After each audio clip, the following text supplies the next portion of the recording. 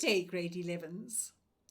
Today we're going to be looking at what we are going to be doing with our financial statements. We have drawn them all up, and now what? Well, let's have a look and see what we are going to do once we have calculated our financial statements. So, financial statements are used by the decision makers in a business to make vital decisions for the business. How can we improve the business? How can we expand the business? How can we expand our profit? And so that is one of the reasons why we will be doing that. We can also determine which departments are running effectively. Do we perhaps have one department that's exceeding expectations and running particularly well? Is there a department or two that's not quite getting where they should be? And so it also gives us the opportunity to look at our departments and how effectively and efficiently they are running. It can also determine the reasons for the financial situation. Why are we in this? Has it been a particularly bad year economically? What is happening? Is the rand exchange rate perhaps affecting imports? That things are becoming just too expensive to import. What are the effects for the financial situation that we find ourselves in? But most importantly, we want to know that from our financial statements that the form of measurement is being used. So how successful are we? Our financial statements will tell that, and we can analyze our financial statements and measure almost anything that we would like to. And we are going to progress through that now in grade 11. So let's just look at this form of measurement. If I said to you, how tall are you? You would take a tape measure and you could measure how tall you are and you could give me an answer. If I said to you, how much do you weigh? You could get on a scale, weigh yourself and give me an answer. So what are we going to use to measure the success of our business? But before we get there, let's look at who the users of these financial statements are. Obviously, the management of the business, but that would be an internal user. But I want to look at the external users. So we could have investors. Why would investors want to look at the financial statements of our business? Possibly they are showing an interest in investing in our business, which could be the inflow of additional capital. What could we do with that capital? We could expand the business. We could modernize it. We could buy newer items of technology that would help our business. Secondly, we can look at credit providers.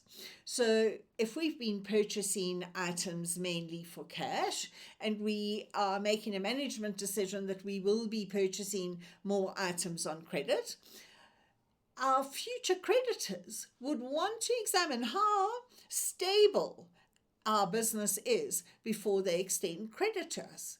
If our business is not stable, they stand a chance to lose money. Therefore, they may decide not to grant us credit or only to grant us a small amount of credit. One of the most important ones is SARS. You all know that SARS stands for South African Revenue Services, and SARS would determine how much income tax we have to pay from our financial statements. And then fourthly, our trade unions. Trade unions want to look at our books and see that we are treating our employees fairly in the form of remuneration, and you all know that remuneration is just your salaries and wages that they get paid. Right, so now let's have a look at our grade 10 ratios. And the first set of ratios we're going to look at is our profitability. So here is a root word. So this tells you that all these ratios that we use under profitability will be measuring profit. So they're very easy to remember. They all are quoted as a percentage. So after every calculation, you are just simply going to put in times 100/1. So just remember, what comes first goes first. What comes second goes second.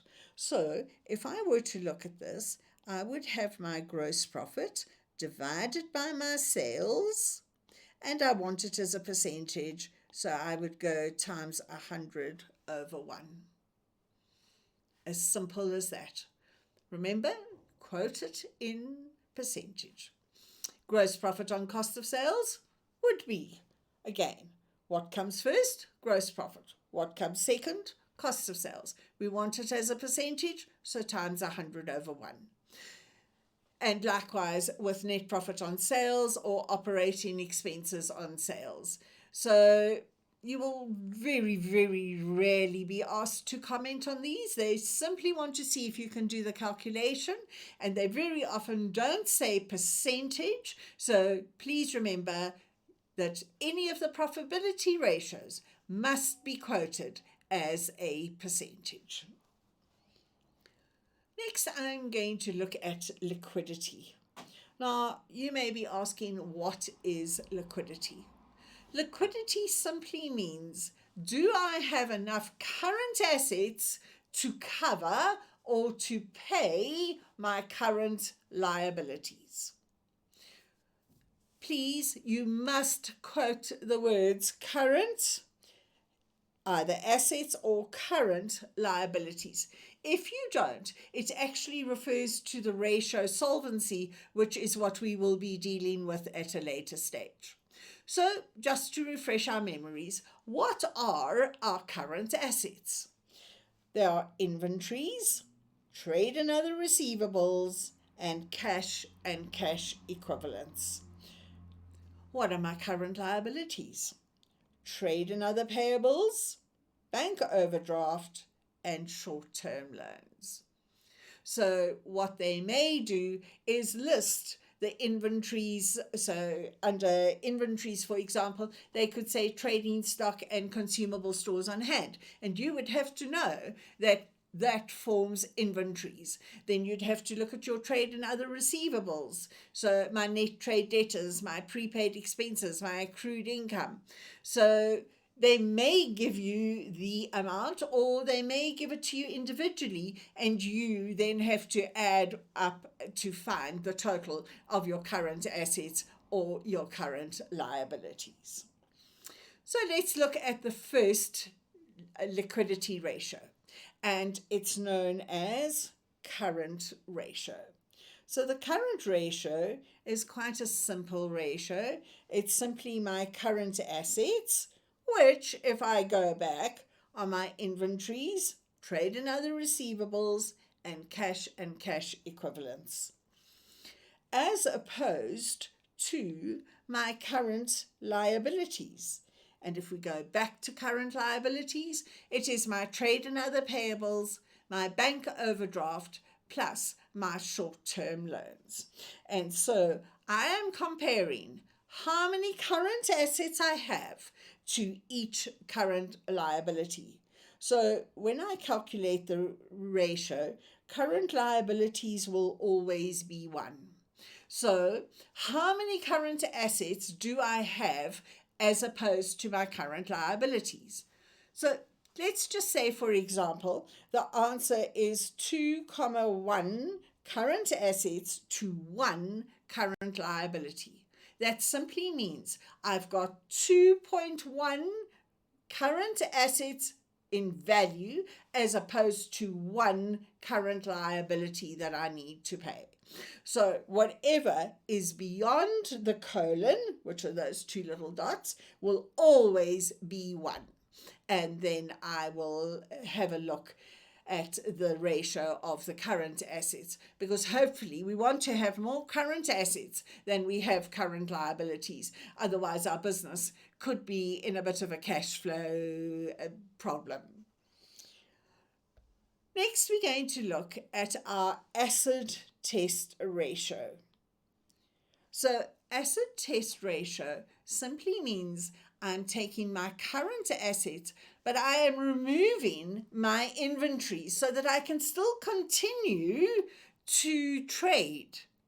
If you go back to the current ratio, I've removed the the inventories from the current assets. And so I can't be trading. Here, I'm removing the trading inventory. So I can still trade, and can I still pay my current liabilities? So here we are saying current assets minus trading inventory as to current liabilities. Or alternatively, I can say trade and other receivables plus cash and cash equivalents as to my current liabilities. Current assets over here would be inventories, trade and other receivables, plus cash and cash equivalents. So I simply remove trading inventory. Here I'm taking the other two current assets, which are trade and other receivables and cash equivalents. And so this is the more realistic ratio when I'm trying to examine my liquidity. How do I comment on these ratios? The first thing you're going to do is you are going to state the difference between last year's ratio and this year's ratio. So let's say, for example, my current ratio in year 1 was 2:1, and in year 2 it is 2.7:1. So you would state that. Alternatively, you could say that there's been an improvement in this year of 0.6. Now that will earn you 2 marks, either stating last year's figures and this year's figures, or stating the difference between last year and this year. So you'd get 2 marks for that. Then you need to give a possible reason for the difference. Possibly the economy in the country has improved, and so you have managed to get better deals, better management, and so you give a reason. And then that would also get you 2 marks. And then thirdly, offer advice as to how to remedy the situation. So here you could possibly say that there has been a growth of 0.6 and you would like to continue that, and explain how you would do that to improve the ratio even more in the coming year.